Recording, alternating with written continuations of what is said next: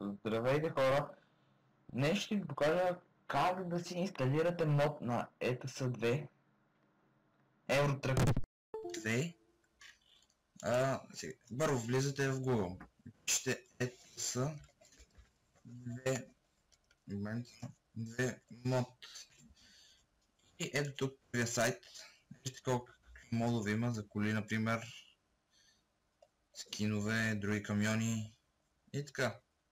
Има много скинове.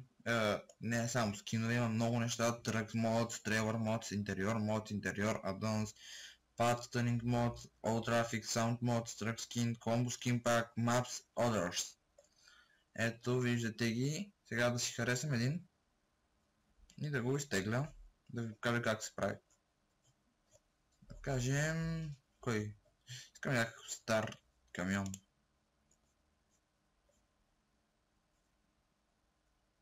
Това е скин, аз искам камион. В момента ще го напиша, дори за да избера. Ето вижте, от тук се пише от Scania от Scania няма значение, ще напиша само Scania и предполагам, че ще ми излязат това кое? Това е... не. Айде да, сега няма да намеря стара сканика.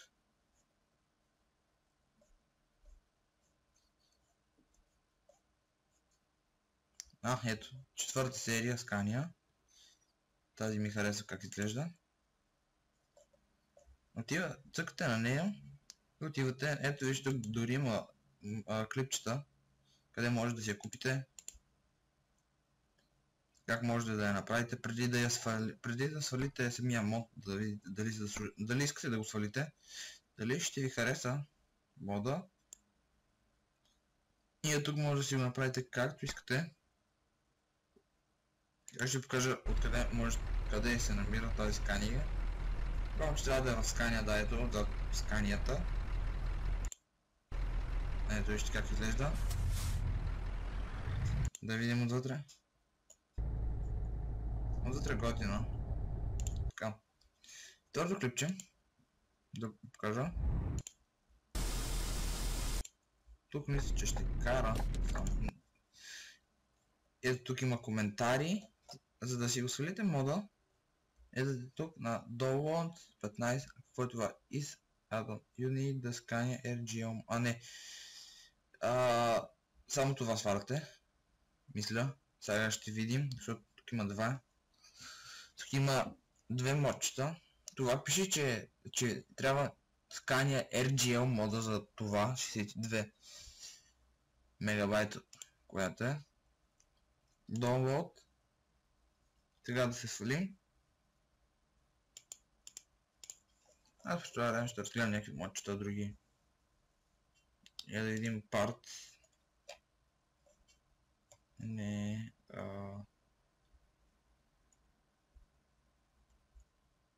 Има и мапове.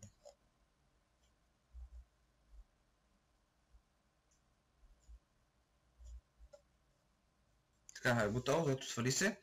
Сега, отваряте си документи, отивате на документи е тук, Eurotrack Simulator 2, имате папка мод. Тук може да си добавяте музика, онлайн DLC-та и такива други разни неща. Тук профил, сейф, добре. Тук е профилът. И профил 1.2.5, така, ето. Това ми е последния профил, който съм влизал.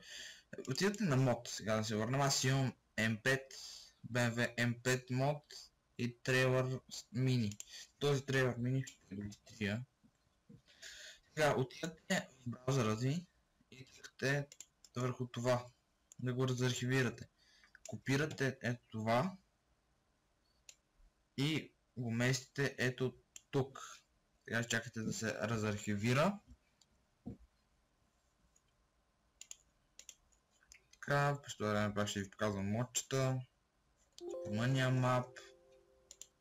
Добре, ето готово е. И сега Можете да си разгледате, ако искате тук какво има, Scania R4X, но мисля, че ще си го разгледате директно в играта. Сега да влезем в играта.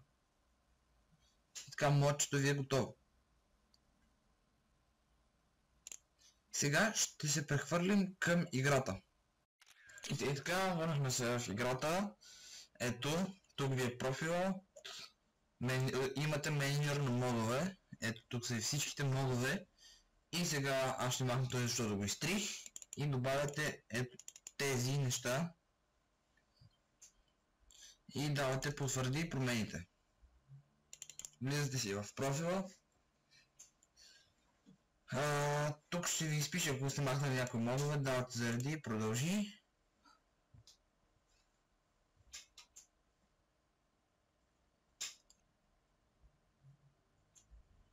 Айде, колко време ще зареждаш?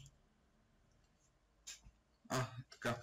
Сега, че не променя по играта, защото модовете, този мод съм си теглил за BMW-то. Много ме кефи, номера също. Така, да преминем към следващата част. Отивате в дилъри на камиони. Търсите Scania. По-лесно е ето така. Ето тук, например, идвате, давате посети избрания дилър или купи онлайн, ако имате над 5 камиона или 5. Но, защо не я виждам?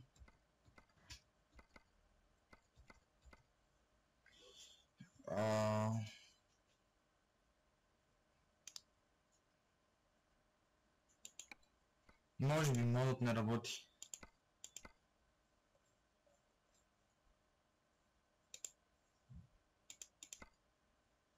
Ето така си правите си, всичко си го избирате. Но защо? Няма значение, ви ще си тествате, ще си разберете кой мод работи, защото някои модове не работят явно. Ето тук ми иначе в DAF ми е BMW-то. Ето.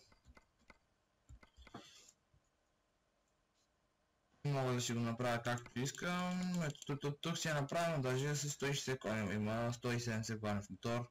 Двойка 1.8 има мотори.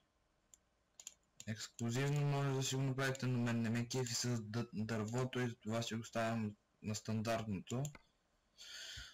И добре хора, надявам се да ви е харесал клипът, моля харесате, се абонирайте за моя канал и ако имате въпроси как да си сложите много нещо не ви се получава, в коментарите ще се опитам да ви помогна максимално, за така, че да можете да си го направите и вие.